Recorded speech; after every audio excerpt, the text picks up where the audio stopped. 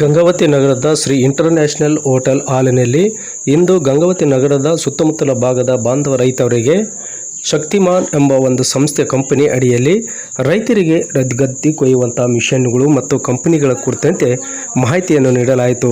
ಈ ಸಂದರ್ಭದಲ್ಲಿ ಮುಖಂಡಗಳಾದ ಸತ್ಯನಾರಾಯಣ್, ಬಿ ಸಿಂಗ್ ಸೇರಿದಂತೆ ಇನ್ನಿತರರು ಶಕ್ತಿಮಾನ್ ಕಂಪನಿ ಮಾಲೀಕರು ಉಪಸ್ಥಿತರಿದ್ದರು.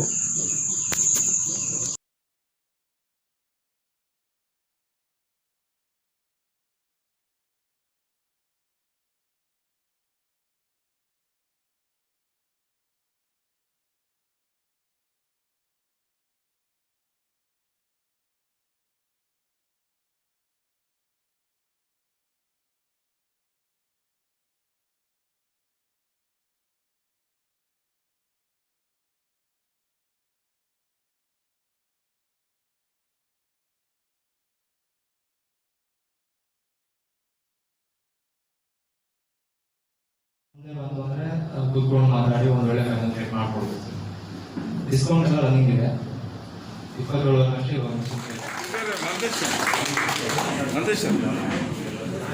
ಮಂದೇಶ್ವರ ನೀವು ಆ ಕಡೆ ಹೋಗ್ರಿ.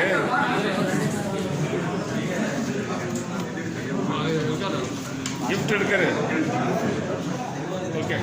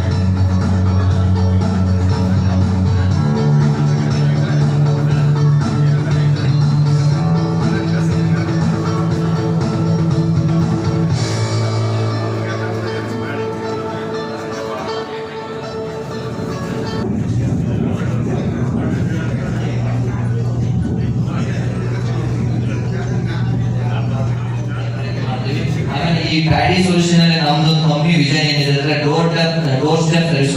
ನಾವು ಶುಗರ್ ಕೇನ್ ಹಾರ್ವೆಸ್ಟಿಂಗ್ ಎಂದು ನಾವು ನಮ್ಮ ಗ್ಯಾರೇಜ್ ಅಲ್ಲಿ ತಗೊಂಬಂತಾರೆ, ಎಲ್ಲಿ ಫೀಲ್ಡ್ ಅಲ್ಲಿ ನಡೀತದ ಅಲ್ಲೇ ಸರ್ವಿಸ್ ಕೊಡ್ತೀವಿ. ಅದೇ ಒಂದು ಕಾನ್ಸೆಪ್ಟ್ ಇಂದ ಕಂಪನಿ ಸಹಿತ ಈ ಮಷಿನ್ ಸಹಿತ ಫೀಲ್ಡ್ ಅಲ್ಲೇ ಕೊಡಬೇಕು ಅನ್ನೋ ಒಂದು ನಿರ್ಧಾರಕ್ಕೆ ಬಂದಿದ್ದಾರೆ. ಮುಂದಿನ ದಿನಗಳಲ್ಲಿ ನಮ್ಮ ಏನೇ ನಮ್ಮ ಸಾಲು ಸಹಿತ ನಾವು ರೈತರಿಗೆ ತೊಂದರೆ ಆಗದಂತೆ ಅಲ್ಲೇ ಫೀಲ್ಡ್ ಅಲ್ಲಿ ಸರ್ವಿಸ್ ಕೊಡ್ಲಿಕ್ಕೆ ಕಂಪನಿ ಸಹಿತ ಒಂದು ಗುರಿಯನ್ನು ಇಟ್ಕೊಂಡಿದೆ. ಅದಕ್ಕೆ ತಮ್ಮೆಲ್ಲರ ಒಂದು ಸಹಕಾರ ಅವಶ್ಯಕತೆ ಇದೆ. ನೀವು ಎಲ್ಲಾ ಪ್ರಾಡಕ್ಟ್ ಗಳಲ್ಲೂ ನೀವು ಸಹಕಾರ ಮಾಡಿದ್ರಿ. ನಮ್ಮ ಈ ಒಂದು ಗಾಡಿ ಮಾಸ್ಟರ್ಸ್ ತಮ್ಮ ಸಹಕಾರ ಅವಶ್ಯಕತೆ ಇದೆ ಅಂತ ಹೇಳಿ ನಮ್ಮ ಕಂಪನಿಯ ಪರವಾಗಿ, ನಮ್ಮ ಕಂಪನಿಯ ತಂಡದ ಪರವಾಗಿ, ನಮ್ಮ ಎಲ್ಲ ಪರವಾಗಿ ತಮ್ಮಲ್ಲಿ ತಮ್ಮ ಒಂದು ಆಶೀರ್ವಾದವನ್ನು ನಾವು ಬಯಸ್ತಾ ಇದ್ದೇವೆ ಅಂತ ಹೇಳಿ.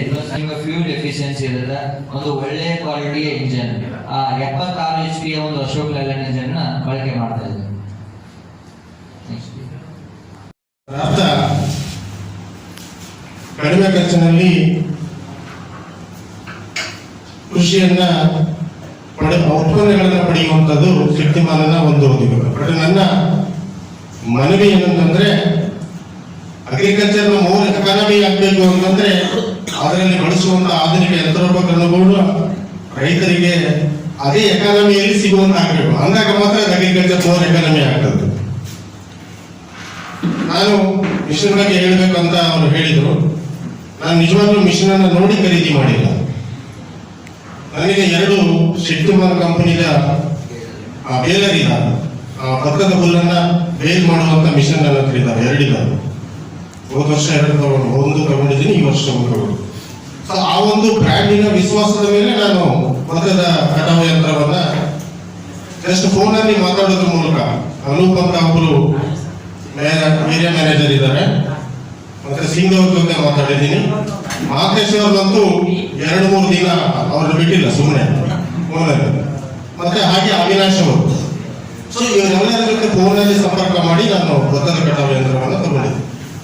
ತಗೋದಕ್ಕಿಂತ ಮುಂಚೆ ಈ ಭತ್ತದ ಕಟಾವು ಯಂತ್ರವನ್ನ ಯಾರು ಆಲ್ರೆಡಿ ಪರ್ಚೇಸ್ ಮಾಡಿದ್ದಾರೆ ಅವರ 2 ದೂರವಾಣಿ ನಂಬರ್ಗಳನ್ನ ತಗೊಂಡು, ಫೋನ್ ನಂಬರ್ ತಗೊಂಡು ಅವ್ರ ಜೊತೆ ನಾನು ಮಾತಾಡಿದ್ದೆ. ಒಬ್ಬರು ಆಂಧ್ರ ಪ್ರದೇಶ್ ನಿಜಾಮಾಬಾದ್ನಲ್ಲಿ ಇದ್ದವರು ಮತ್ತು ಮತ್ತೊಬ್ಬರು ದಾವಣಗೆರೆಯವರು.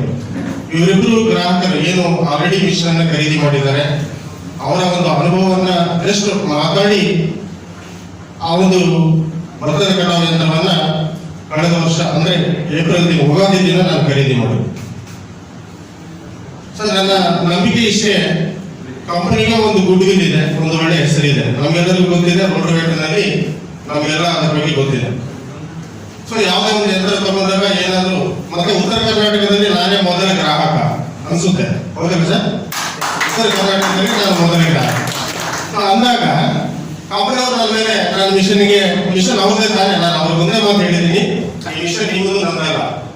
ಸೊ ಉತ್ತರ ಕರ್ನಾಟಕ ಭಾಗದಲ್ಲಿ ಮೊಟ್ಟ ಮೊದಲ ನಾನು ತಗೋತೀನಿ ಅಂತಂದ್ರೆ ಆ ಮಿಷನ್ ಆಗು ಹೋಗುಗಳನ್ನ, ಅಡ್ವಾಂಟೇಜಸ್ ಡಿಸ್ಅಡ್ವಾಂಟೇಜಸ್ ಏನೇ ಇದ್ರು ಕೂಡ ಅದನ್ನ ಸರಿಪಡ್ತಕ್ಕಂಥ ಕೆಲಸ ನಿಮ್ಮದೇ ಇರೋದ್ರಿಂದ ಅದನ್ನ ನಾನು ಚಿಂತೆ ಮಾಡೋ ಅವಶ್ಯಕತೆ ಇಲ್ಲ, ಅದು ಕಂಪನಿಯಲ್ಲಿ ನೋಡ್ಕೋತಾರೆ ಅಲ್ವಾ? ಸೊ ಏನೇ ಸಣ್ಣ ಪುಟ್ಟ ಸಮಸ್ಯೆಗಳಿದ್ರು ಕೂಡ ಅವ್ರು ನೋಡ್ಕೊಳ್ತಾರೆ ಅನ್ನೋ ಒಂದು ಧೈರ್ಯದಿಂದ ನಾನು ಬರೀ ಫೋನಲ್ಲಿ ಮಾತಾಡಿದ್ದೀನಿ. ಮಿಷನ್ ತರುವಾಗ ನಾನು ಡೆಲಿವರಿ ಹೋದಾಗ ಮಾತ್ರ ಅವ್ರು ನೋಡಿದ್ದೀನಿ. ಹಾವೇರಿಯಿಂದ ನನಗೆ ಅವರು ಡೆಲಿವರಿ ಮಾಡಿದ್ದಾರೆ.